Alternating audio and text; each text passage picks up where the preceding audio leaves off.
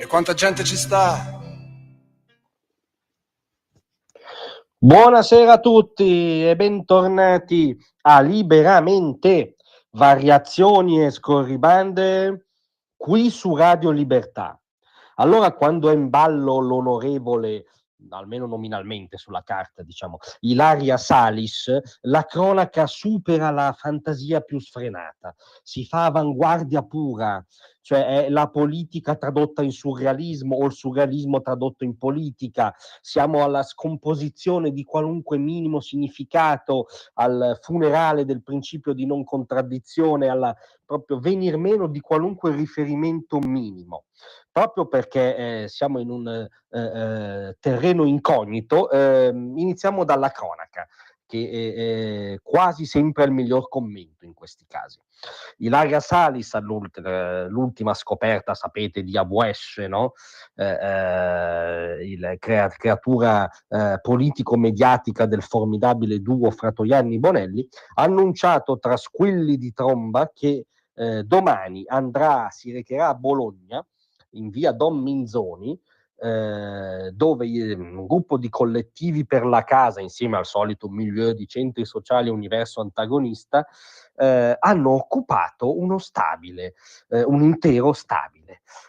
Lo stabile di proprietà di ASP, l'azienda pubblica per i servizi alla persona del Comune di Bologna, che ha già sporto denuncia contro gli occupanti. Il Comune di Bologna, non come dire un ente accusabile di istinti destrorsi, diciamo.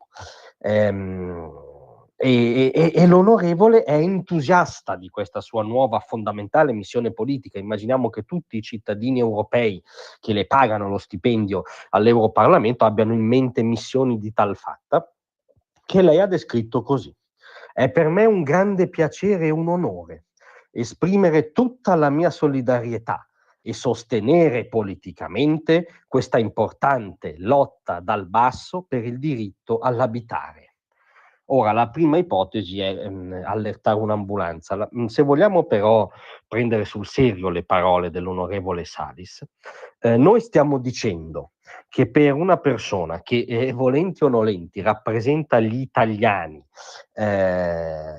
all'Europarlamento, cioè nell'assemblea legislativa più importante del continente, è un piacere e un onore per costei accompagnarsi, esprimere la solidarietà e addirittura sostenere politicamente un gruppo di persone che sta palesemente e in modo reiterato commettendo un reato, perché sta occupando abusivamente uno stabile che non è di proprietà di questi signori. Quindi per lei è un piacere ed è pronta a sostenere politicamente la perpetuazione palese di un reato. Tra l'altro tra le ipotesi che sono al vaglio degli inquirenti c'è anche quella di invasione di edifici, no? Diciamo, probabilmente è un valore aggiunto questo per la Salis, perché dove lei vede ledere la proprietà privata e farsi beffe della legge, probabilmente l'onorevole prova un fremito, no? Non ha una grande considerazione evidentemente della legge, visto che in Italia, ricordiamolo, ha 4 condanne definitive, anche per invasione di edifici di cui sopra. In Ungheria è sfuggita alla legge, era innocente fino a prova contraria rispetto a quello che le si contestava, ma doveva affrontarla la legge, invece ovviamente è fuggita. Siede a Bruxelles, impegna il suo tempo e le risorse dei contribuenti europei per portare la solidarietà ai collettivi che occupano abusivamente uno stabile. E aggiunto, dobbiamo fare tutto il possibile perché queste famiglie, questi lavoratori, queste decine di minori che quindi vengono coinvolti in questa perpetuazione di un reato, possano finalmente disporre di una degna soluzione abitativa.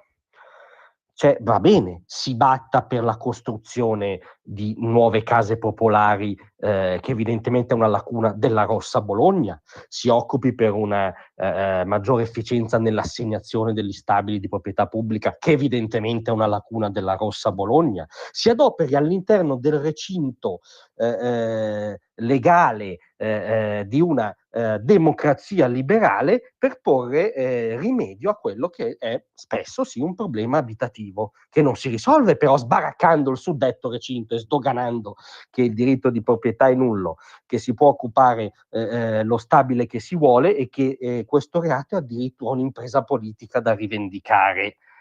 Capite che siamo oltre, siamo veramente in prossimità del non senso.